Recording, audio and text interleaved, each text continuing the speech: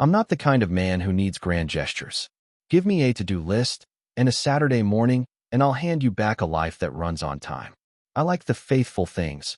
Oil changes at 5,000 miles, clean filters, fresh batteries, and the smoke alarm before the chirp starts. I'm not allergic to romance. I just think the most romantic thing a person can do is remember how the other one takes their coffee and bring it without being asked. That's probably why I love the idea of fostering a practical kindness. We help a dog for a few weeks while the shelter finds him a home. We buy a bed, a leash, a few bowls, maybe an ugly squeaky toy that wins a spot on the living room floor. We do the names, the schedule, the early walks, and then we hand him off to a family with a yard and a Christmas photo tradition. Clean inputs, clean outputs. Love with a timeline. I could understand love like that. Mara pitched it on a Tuesday like she was asking if I wanted tacos. Just fostering, she said, the way people say just 5 minutes when they mean an hour. I volunteer at the shelter after work sometimes. They're overwhelmed. We have the space. She wasn't wrong. We had a spare room with a window that always grabbed the good light and a rug that looked like sunlight when the real thing couldn't show up. We had a flexible routine. I had a soft spot that looked like a button labeled yes. The shelter was a square of concrete that smelled like bleach and hope. The woman at the desk had forearms like rope and a voice with more sleep in it than the rest of her face. "You're here for Jasper," she said, already sliding the clipboard across. "He's just out of surgery, routine snip, nothing fancy. Gentle boy, scared of men at first, but he warms up. We'll send you with meds and a cone." Jasper was the color of toast left in a little too long, with eyes like someone had painted water on glass. He leaned away from me and into Mara at first, which didn't hurt my feelings. I don't force anyone, especially not a dog who just lost parts of himself he didn't get to vote on. In the car, he panted and drooled and tried to sit on the gear shift. I sat calm and talked slow. "You're okay, buddy. Bad day, better house. You'll see." At home, he patted behind me like a nervous intern. I showed him where water lives, where food lives, where sleep can live if he wants it to. I sat on the kitchen floor and waited. Eventually, he put his head on my knee and sighed like someone pushing a heavy box into the right corner. I scratched behind his ears and said, "Jasper," until it sounded like belonging. The first weeks were all the work they warn you about and all the sweetness they can't put in a brochure. He didn't understand stairs. He was suspicious of the vacuum and worshipped the dryer. He refused to pee while I watched and stared at me with offended dignity if I turned my back, then peed where I kept the toolbox, as if to make a point about labor. He chewed one shoe, but not its mate like he was testing me. So I set down the pair on the floor and said, "Take these," like a dealer laying cards. He sniffed and made a better decision. I was proud of a creature who couldn't say why he was better, but was. Mara threw herself at loving him the way she throws herself at new hobbies. Hard for 2 weeks, and then rational about limits. She took pictures of him when he slept like a person, spine against the couch, back legs crossed at the ankle. She made him an Instagram because that's how dogs find homes now. Half story, half sales pitch. She bought him a bandana that made him look like a line cook on his day off, and said he was adoptable as hell. We laughed in bed and looked at photos of a dog who was 10 feet away and texted each other our favorites like teenagers in a house we paid for. We kept our bargain with the future. We said words like, "when he gets placed," and "his forever family." We promised not to keep him. We did not pinky swear because that's for children, but the promise had the shape of one. The little logistics of love multiplied. I put a hook by the door for the leash. I hung a towel by the rug for wet paws.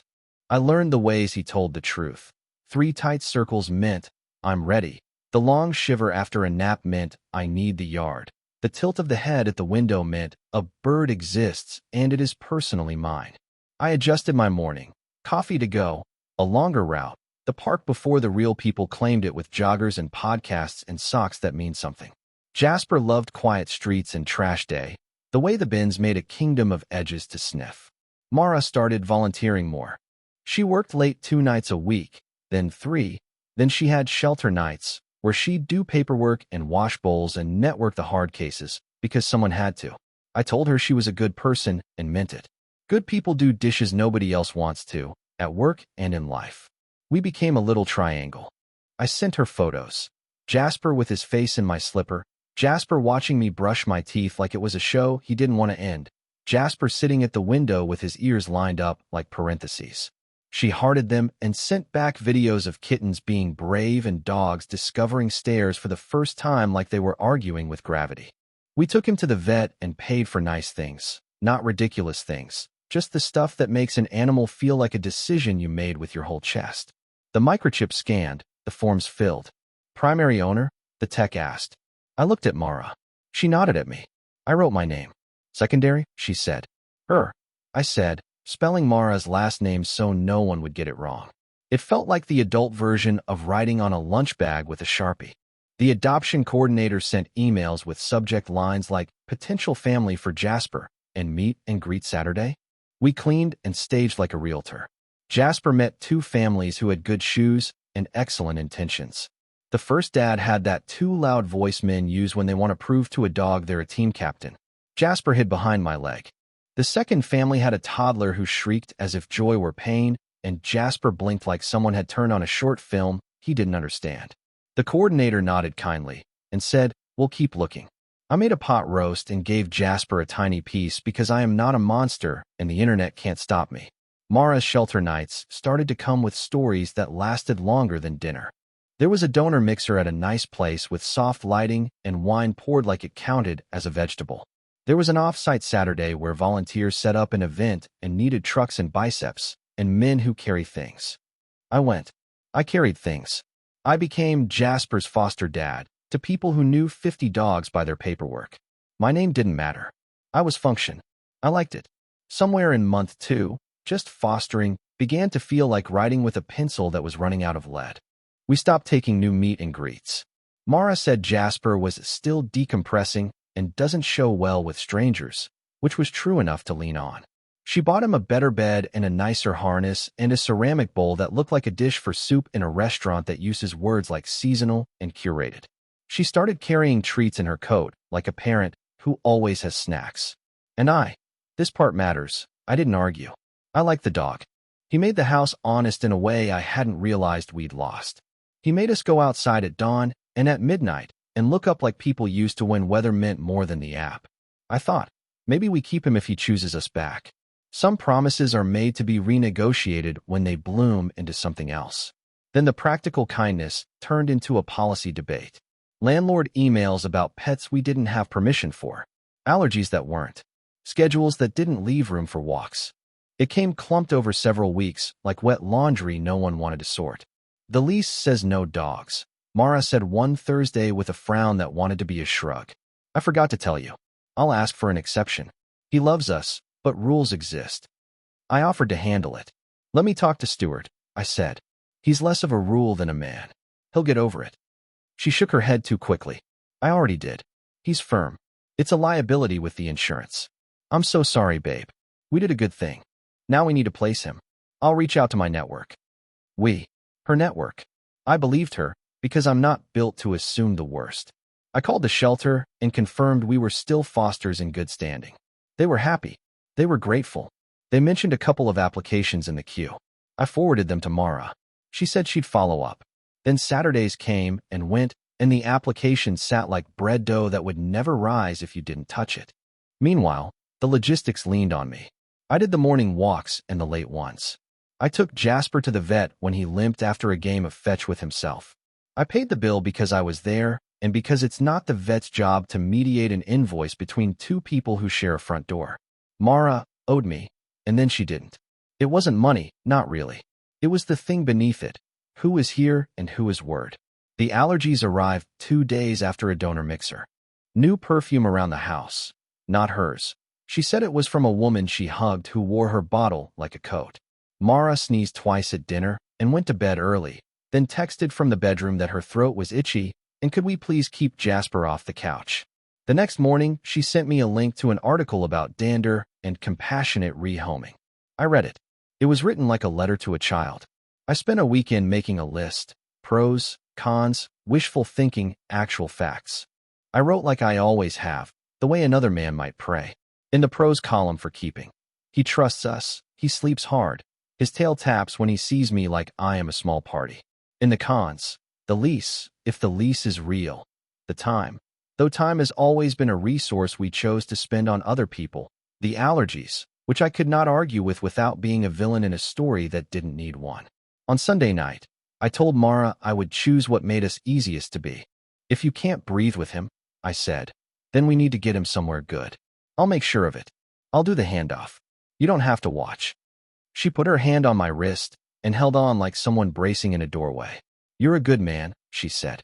You know that? You always do the right thing. Her eyes didn't meet mine when she said it. They slid past my shoulder to the window, as if the night wrote applause on the glass. I did the right thing. I called the coordinator and said we had to place him within 2 weeks. I updated his profile with better photos and a paragraph about how he likes to rest his chin on your knee to check if you still exist. I screened families and did the awkward small talk about routines and yards and whether they believed in crates like a religion or a convenience. I canceled the applications that felt like drafts. I took him to the park and let him run like a dog who didn't know paperwork.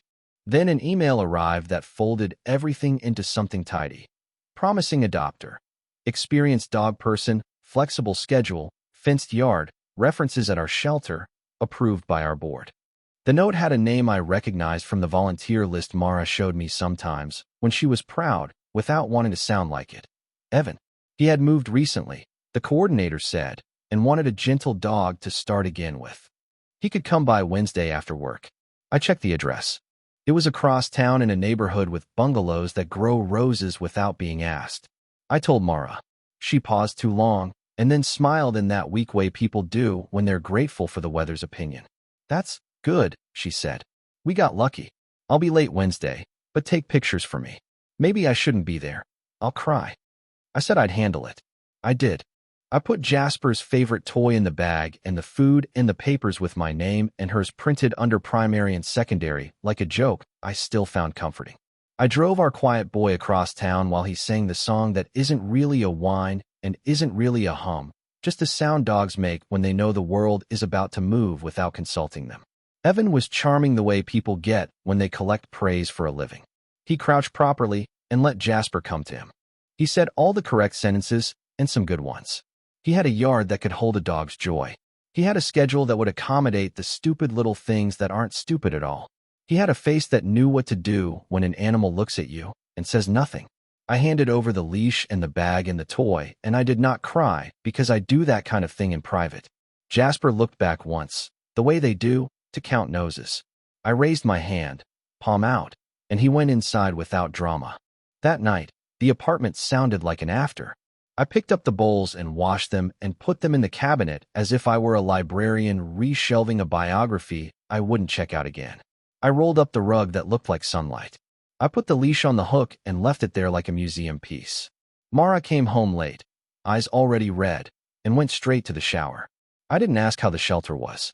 Some questions don't respect a fresh wound. We slept in the same bed again for the first time in weeks. She curled toward me and tucked her feet under my calf like she was trying to plug herself into a charger. I held her shoulder and counted her breaths with my thumb like a metronome, if a metronome could forgive. In the morning, I made coffee and set her cup where the bowls had been. She touched the counter and closed her eyes and thanked me without looking. Days slid into a new normal. I found the pieces of my morning I'd set down to hold a leash. I didn't miss walking at 6 a.m. I missed having a reason to look up at the same sky everyone else ignored. I went to the park anyway and watched other people's commitments chase tennis balls they didn't care about. I told myself this was part of being good. Doing the right thing is not the same as liking it. Mara laughed more, slept better, traveled for a weekend for training. When she came back, she brought me a t-shirt from an airport gift shop and a new coffee mug that said "You're doing great," like I was a project manager of my own heart. We went to dinner at the place with the chalkboard menu and shared the dish we always said we wouldn't. We came home and folded laundry and put the stacks in the right drawers. We were a couple again, tidy and precise. The apartment stopped smelling like dander and started smelling like whatever perfume the woman at the office wore when she hugged my wife at donor events. 3 months without Jasper, and I could say I was okay and have it be almost true. I'd ask the shelter how he was doing, and they would send a photo of him asleep on a couch that looked like it could forgive anything. Evan wrote 2 updates that were so good I feared I'd become an Evan in someone else's story. Too smooth, too impeccable. He's thriving, the email said. He's my shadow. Thank you for trusting me. And then the phone call came. The kind your body recognizes before your brain does. A hospital tone, a bureaucrat tone, a tone that makes you sit down because sitting down is free and standing up suddenly isn't. Hi, this is Linda with Home Again Microchip Services. Am I speaking with the primary contact for Jasper? My name is a suit I put on. Yes, I said. This is he. Jasper's microchip was scanned this afternoon. We're calling all registered contacts to notify and verify. We have a found pet report from 512 East Bay Street. Does that location sound familiar to you? It did. It was a building with glass instead of shame, near a coffee place that believed muffins were bread. I had parallel parked on that block more than once. Yes, I said slowly. I know it. The finder reported that the dog was wearing a collar with a tag listing a secondary owner and that person's number. We reached out, but we still need to confirm with the primary. Can you confirm whether Jasper has been adopted by someone at that address? Our records show foster placement only. Who is listed as the secondary owner?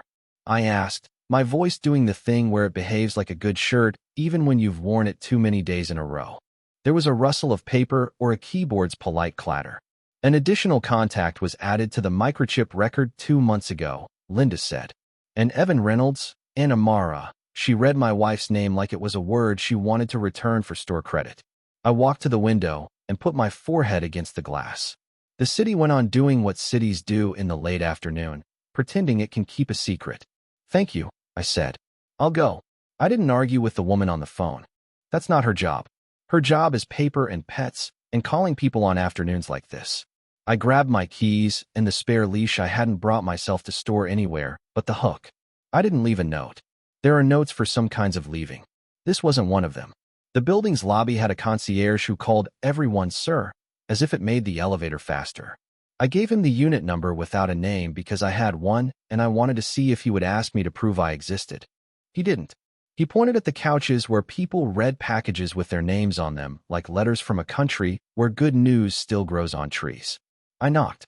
The door opened with the kind of hesitation that tells you the person on the other side has been living in 2 stories at once, and both are late. Evan stood there in a t-shirt that fit.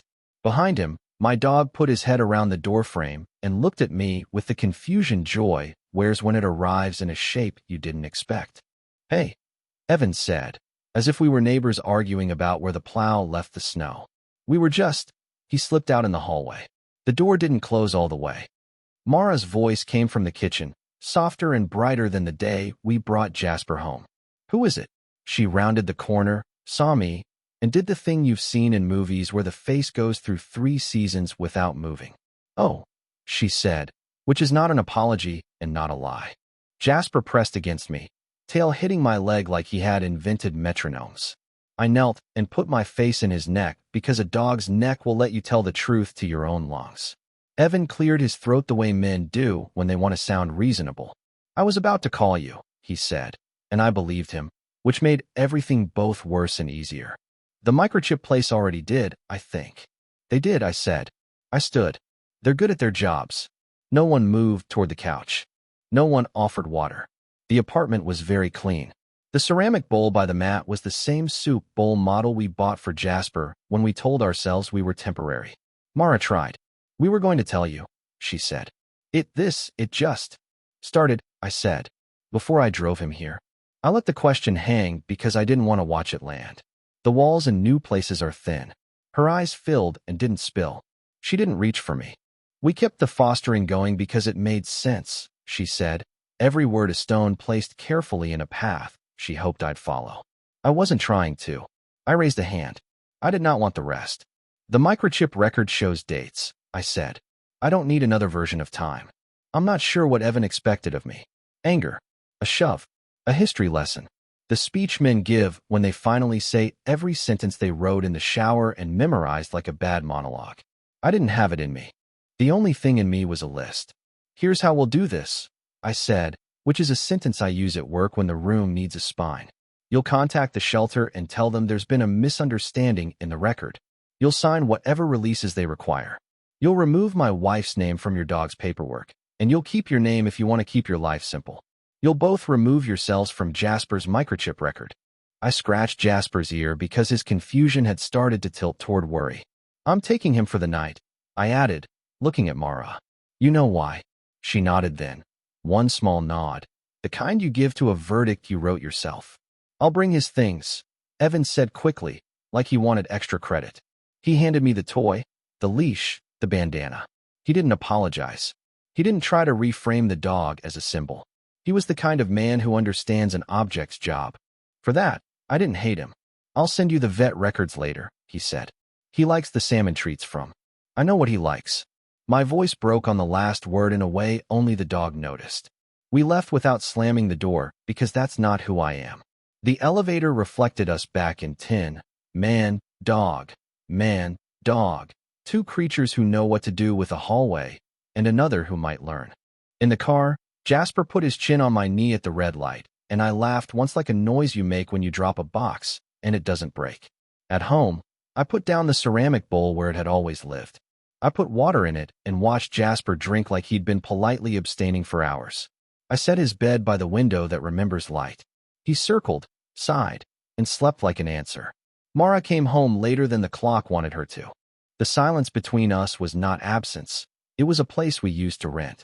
She stood in the doorway and looked at the sleeping dog, and then at me, and then at the counter where notes historically went to be true. I had not written one. Sometimes, you need the sentence to be a person. I'll pack a bag tonight, I said. You can have the apartment while you write the emails that make this official. I'll take the couch at Eric's for a week. After that, we'll talk about leases and lawyers and shelves. She nodded. I'm sorry, she said, and it was the first time the word meant what it means. It didn't fix anything. It put a shape around the hole. I slept on the floor next to Jasper because he had cried the first night he ever slept here, and I wanted to see if he would remember me in the morning if I made the room smell like good news. He did. He woke up, sneezed at the dust, and leaned his whole head against my face like we were both ridiculous and correct. I took him out into the morning that belongs to people who know how to get up when they say they will. The sky did not applaud. The birds did not sing louder for me than for anyone else. But my feet found a route I used to walk with my eyes closed, and my hand remembered the leash, and the dog who had been loved in 2 houses chose to heel on my left without being told. At 8, I sent 2 emails, one to the shelter, one to the microchip company. I wrote clean. I wrote dates. I asked for forms. I offered to bring coffee when I signed them. Paperwork is not grace, but it puts gates where you need them. I moved out a week later. I took the things you'd expect from a man who builds his life with a level and a pencil, the drill that never quits, the lamp that makes a square of light on a bad night, the pan that knows eggs, the book with a father's notes in the margins. I took the leash and the bowls and the ceramic dish that looks like it belongs to soup, but never did. I left the wedding photo on the shelf not because it hurt to hold, but because I didn't want to turn it into an object that wanted custody. Eric's garage apartment learned our names in 3 days. Jasper found the patch of sun that makes a theory into a law and claimed it at noon. I taught him a new word, home, and pointed at the door and then at the couch and then at the narrow balcony where plants will one day forgive my schedule. He wagged like he understood, and maybe he did. Dogs don't care about our nouns. They care about our verbs. People will ask if I hate her. I don't. Hatred is a job, and I quit jobs that don't pay. People will ask if he is the reason we ended. He isn't. He is the hallway where we heard what the house was saying. We were already a bruise.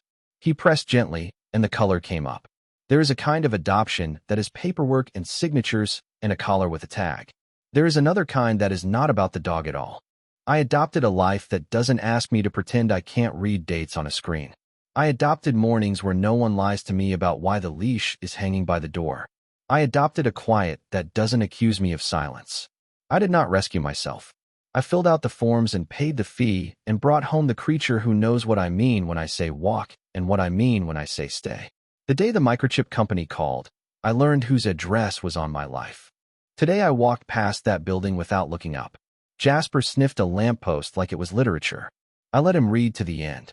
Then we crossed the street on the light, not because anyone was watching, but because that is the kind of man I am.